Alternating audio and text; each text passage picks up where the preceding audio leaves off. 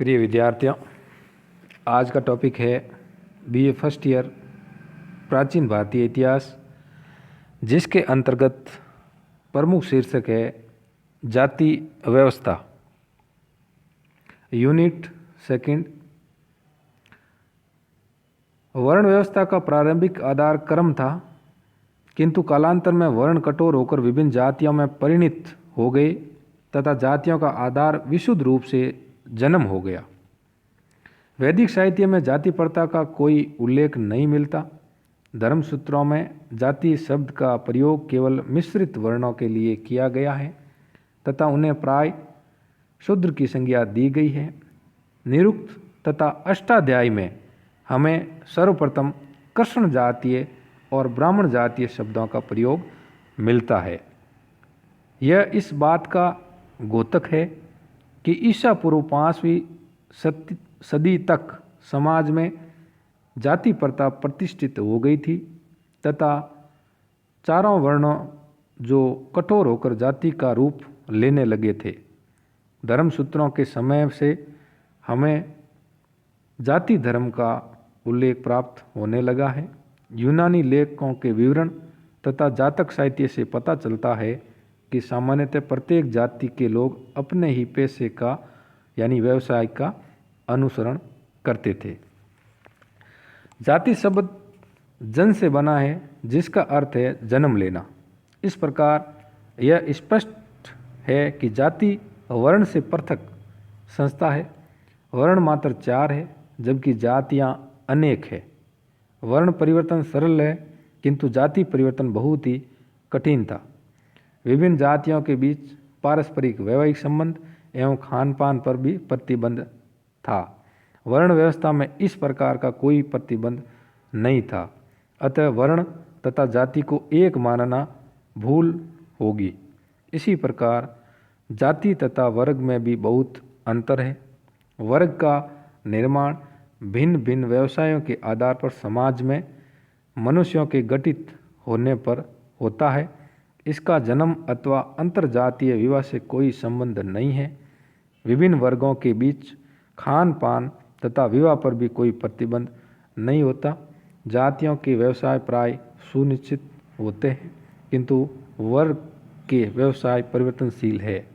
किसी निम्न वर्ग का व्यक्ति अपनी योग्यता एवं कार्य कुशलता बढ़ाकर उच्च वर्ग में स्थान ले सकता है, जबकि जाति में यह कदापि संभव नहीं है। इस प्रकार वर्ग विभाजन का मुख्य आधार व्यवसाय ही है। जाति प्रथा की उत्पत्ति के बारे में विभिन्न विद्वानों ने भिन्न भिन्न मत दिए हैं। इसका एक परंपरागत अथवा देवी सिद्धांत भी है, जो इसे देवी संस्था के रूप में मान्यता देता है तथा परम पुरुष ब्रह्मा से उत्पन्न बताता है। इसका विवेचन वर्ण व्यवस्था की उत्पत्ति के संदर्भ में किया जा चुका है, किंतु आधुनिक समाजशास्त्रियों को यह मत तर्कसंगत नहीं लगता तथा उन्होंने इस संस्था की उत्पत्ति के लिए कुछ अन्य कारणों को उत्तरदायी बताया है। कुछ प्रमुख मत इस प्रकार है। प्रजातीय उत्पत्ति का सिद्धांत। प्रजाति से तात्पर्य ऐसे मनुष्यों के समूह से है जिन्हें प्राणी विज्ञान के कुछ सामान्य शारीरिक लक्षणों के आधार पर दूसरों से अलग किया जा सकता है। ये समूह भिन्न भिन्न स्थानों में बिखरे होने पर भी एक ही प्रजाति का निर्माण करते हैं। सर्वप्रथम रिजले ने यह मत प्रतिपादित किया है कि जाति प्रथा की उत्पत्ति प्रजातीय विभेदों यानी रेशियल डिफरेंस के कारण हुई है। भारोपीय यानी इंडो आर्यन जब भारत में आए तो उन्होंने यहाँ के मूल निवासियों को पराजित कर उन पर अपना अधिकार कर लिया। उनकी शारीरिक विशेषताएं उन्हें यहाँ के निवासियों से अलग करती थी। उन्होंने अपने को श्रेष्ठ माना तथा रक्त पर गर्व किया। पराजित जातियों की कन्याओं के साथ उनके विवाह हुए, जिससे पंजाब क्षेत्र में कई जातियां उत्पन्न हो गई। इस प्रकार से उत्पन्न जातियां आर्य समाज में स्वीकृत नहीं की गई, जिसके कारण वे अलग रह गई। कालांतर में उनकी संख्या बढ़ गई। धुरियन ने भी इस मत का समर्थन करते हुए बताया है कि आर्य समाज में अंतर्वर्ण विवाह की भी जो प्रथा प्रचलित थी, उसका प्रचार यहाँ की पराजित जातियों में उन्होंने किया। इससे समाज में कई जातियां उत्पन्न हो गई। इस प्रथा का प्रचार सर्वप्रथम गंगा के मैदानों में हुआ। तथा बाद में ये अन्य भागों में फैल गई। N.K. दत्त, H.R. राव आदि विद्वानों भी इस सिद्धांत का प्रतिपादन किया है, किंतु उपयुक्त सिद्धांत जाति प्रथा की उत्पत्ति की पूर्ण व्याख्या नहीं करता।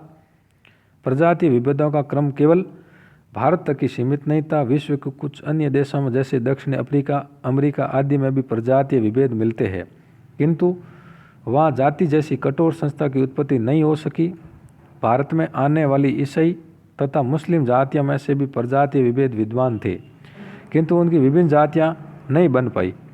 इस प्रकार मात्र प्रजातीय आधार पर ही जाति प्रथा की उत्पत्ति ढूंढना तर्कसंगत नहीं लगता। व्यावसायिक उत्पत्ति का सिद्धांत, इसका प्रतिपादन नैसफील्ड ने किया। उसके अनुसार इस प्रथा की उत्पत्ति के लिए व्यवसायगत कारण ही मुख्य रूप से उत्तरदायी रहे।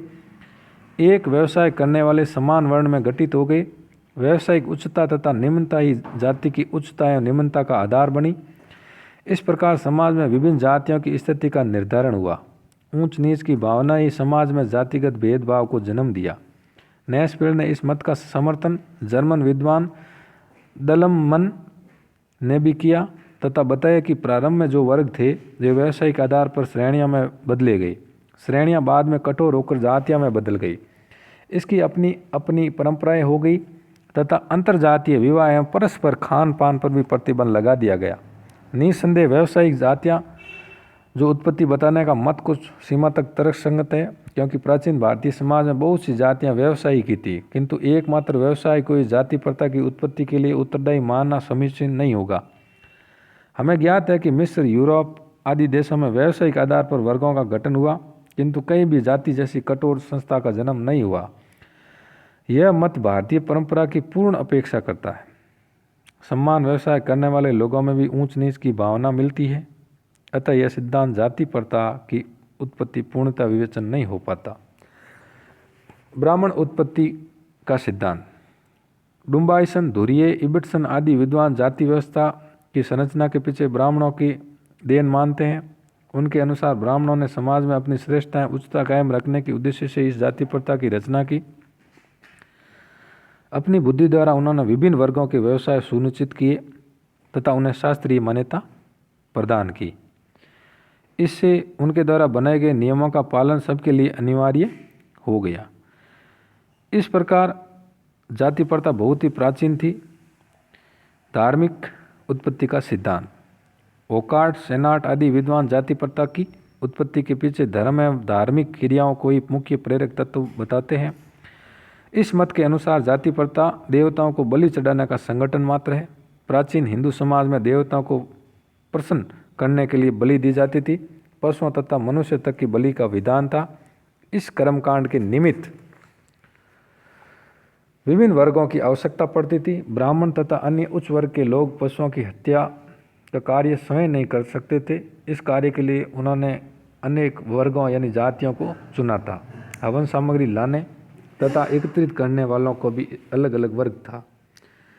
इस प्रकार हिंदू समाज के विभिन्न वर्गों में व्यवसाय का जो विभाजन हुआ वह धार्मिक आधार पर किया गया था, किंतु जाति प्रथा एक सामाजिक संगठन है। अब है प्रागैतिहासिक उत्पत्ति का सिद्धांत। इस सिद्धांत का प्रतिपादन हटन ने किया। उसके अनुसार आर्यों के आगमन के पूर्व भारतीय आदिम जातियों में कुछ ऐसी परंपराएं, विश्वास, निषेध विद्वान थे जिससे जाति प्रथा का जन्म हुआ। इन प्रथाओं एवं विश्वासों के आधार पर वे विभिन्न समूहों में बंटी हुई थी। वे माना नामक एक अधिभौतिक शक्ति के विश्वास रखती थी। यह मान्यता थी कि वह शक्ति प्रत्येक तत्व में विद्वान है तथा अच्छे और बुरे दोनों प्रकार के फल देती है। इस शक्ति के भय से समान स्थान पर रहने वाले लोग अपरिचितों के संबंध में साथ डरते हैं। एक गांव के लोग दूसरे गांव के लोगों के साथ संबंध स्थापित करने पर नियंत्रण एवं निषेध रखते हैं। आज भी असम की नागा जातियों में हम इस प्रकार की प्रथा पाते हैं। एक गांव के पहाड़ी लोग प्राय एक ही व्यवसाय अपनाते थे। मानव में विश्वास के कारण अपनी खान पान में अन्य सामाजिक संबंधों के ऊपर नियंत्रण स्थापित हुआ। क्रमशः इनका विकास हुआ तथा ये कुछ जो तत्व है बाद में जाति प्रथा को जन्म देने में सहायक सिद्ध हुए।